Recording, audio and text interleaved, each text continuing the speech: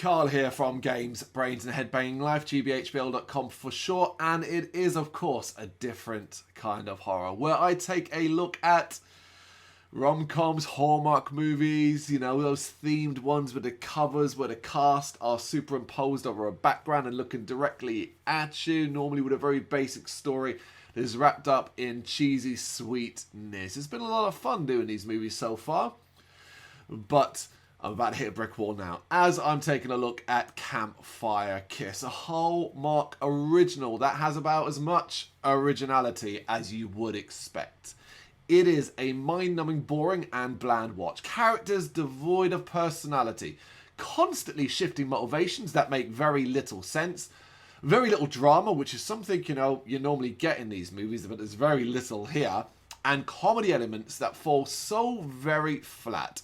It is actually one of the worst Hallmark movies, the worst kind of Hallmark movies, as it just barely tries. She's not very adventurous. I wasn't expecting so much snow. First time camping? But a week in the wild. There's a bear. A bear? It's in our tent! I got this. Becomes the adventure of a lifetime. Look behind you. Danica McKellar and Paul Green. I made you something. Oh, I love it. This is our last night here. What now? Campfire Kiss. Directed by James Head with a story by Scott Savelski, Campfire Kiss frustratingly acts like these are previously defined characters with detailed backstories that you should just apparently know.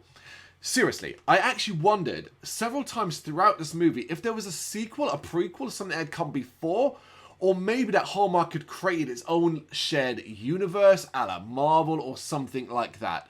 But that's not the case. It's just lazy ass storytelling. Danica McKellar plays Dana, a school teacher shit out of luck with men. Though getting a boyfriend is not particularly high on her list, even if her friend and colleague seems way too desperate to hook her up. Here's a tip. Maybe don't have this kind of conversation as you walk around in school in full view and earshot of the students. It's super inappropriate. Though perhaps the more worrying thing is how obsessive she is over a young, early teenage son, Arthur, played by Dylan Kingwell. He's growing up and she can't handle it, constantly trying to connect to him while refusing to give him any space or freedom. It's one of those infuriating things that writers do. Make her, or try to make her, seem like the best mother ever because she loves and cares for him so much. Yet throughout the movie she flat out refuses to listen to him or learn or pick up that he is changing. So she must too adapt to the fact he's becoming a teenager, and some of the things he wanted to do or was interested in at age 6, he isn't going to be interested at age 13. Because apparently change is something that frightens her. Although the film does a terrible job, a horrendous job of making this a thing. Get used to that feeling. The film telling you something is a thing, but never actually showing you that it is a thing. So, in a mad attempt to connect to her son, Dana decides to book them a trip away camping during his spring break. She doesn't ask him. She doesn't talk to him about the idea or see what he might like to do. She just does it, and of course is all hurt when he is less than enthusiastic about the experience. Because she likes to plan, she goes to a camping store to pick up gear, and you know what this means? It's here. She runs into Steve, played by Paul Green, thinking he is talking to her when he's actually on a phone, Bluetooth headset. She takes offense to his words. When he reveals to her that it is a phone, rather than just apologize and say, oh, you know, I'm so sorry about that, I misunderstood, she gets all haughty and huffy about it, continues to berate him before demanding to see the manager. And you're like, oh, you're one of them. I'm not going to say what one of them is, but you know exactly what I'm referring to. But guess what? He is the manager, so she storms out, obviously with some back and forth, playful banter and stuff like that. Instantly, their chemistry is, it's non-existent. And her behaviour just comes across so entitled and gross that you're like, am I supposed to like this character? Am I supposed to root for her? Whereas he, this early vision of him is just, oh yeah, you're the guy. That's it. You're the guy. At the camping ground, she is excited to plan all the activities for her and her son and tries to encourage him to take part in the talent show, but he won't. He plays guitar, by the way. You can't help but wonder, oh, is that going to be a thing? I mean, he brought his guitar with him. Guess what, though? Her camping neighbour, guess what? It's only bloody Steve and his daughter, Lacey, played by Ali Scavobi. He is also struggling to connect to his teenage daughter and is hoping to force it via this camping trip that she really doesn't want to be on. Oh, the possibilities.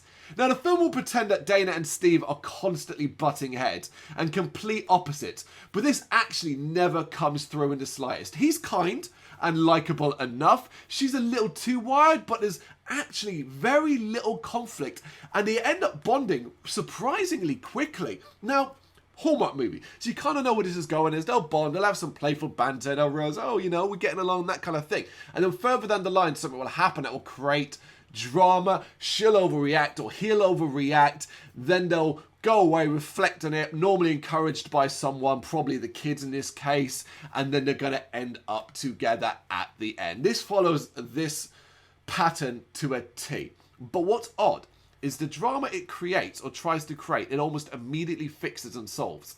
So there's almost nothing going on at all. So then it will randomly at the end create nothing. A nothing situation to separate them just to bring them back again. It's fucking baffling. But it's not just about Dana and Steve. The kids start to come out of their shells and actually begin to enjoy themselves. Of the two, it's Lacey who has the most abrupt switch. Literally going from hating every second of being there to suddenly loving it and wanting to take part in activities and so on.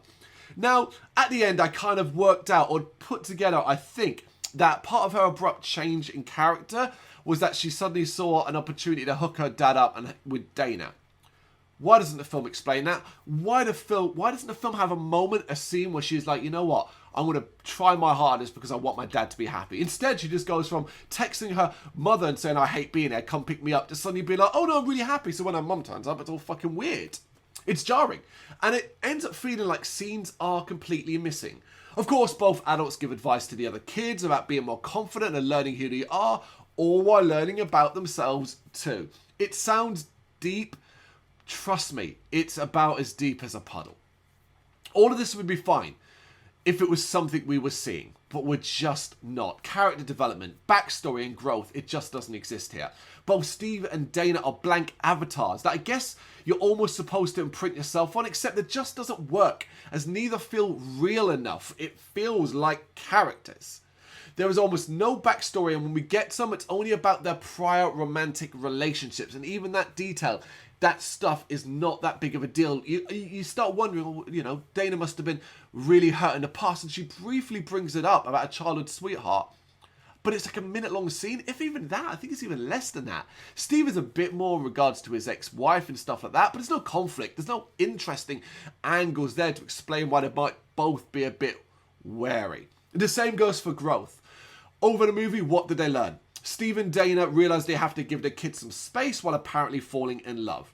Yes, two of the blandest and chemistry-lacking Hallmark characters fall in love, and the film will beat you over the head that they're apparently opposites. How? Because he owns a camping store and she is a teacher? Because that's about all I can get by the end, what apparently makes them opposite. They actually seem to have a ton in common in regards to the teenage children they have. Awkward scene after awkward scene. A lot of the stuff in the actual camp is really, really awkward, and it looks and feels like a fucking set. Everyone is just too nice. The amount of smiling the actors have to do here must have given them face ache. It starts to feel a bit like a dream. And I started to wonder if Dana and Arthur had actually been in a car wreck en route to the campground, and this was her visions as she slowly bled out. That's quite dark, but to be honest, for me, the only way to get a lot of enjoyment out of this film was to conjure up twisted stories and hope they might actually be coming true. As stated at the start, Campfire Kiss is just incredibly bland and boring. Some of the others have at least an interesting moment where conflict is created out of nothing. Give me something to get passionate about. Campfire Kiss doesn't even manage that. To make matters worse, it also doesn't end when it should, choosing to go on an extra 10 minutes with a will they, won't they finale. And guess what? They do. In fact, everyone gets their happy ending. And you start to wonder, are Hallmark even trying any more? Campfire Kiss, for me, it's bland, it's boring, it is cookie cutter Hallmark shit. Not the worst thing I've seen them put out, but so far from the best. It doesn't even sit squarely in the middle, it's below average. I think that's the best way to sum it up. Thank you very much for watching. You can check us out on gbhbl.com as well as on Facebook, Instagram, Twitter and Tumblr. Go to Patreon to help us out over there. That's patreon.com/gbhbl, as well as Big Cartel, where you can find some of our merchandise. We have a podcast running on SoundCloud and Apple Podcasts. And of course, if you like this video, do us a favour, hit the subscribe button and help the channel grow. Games, horror and heavy metal. What else is life for?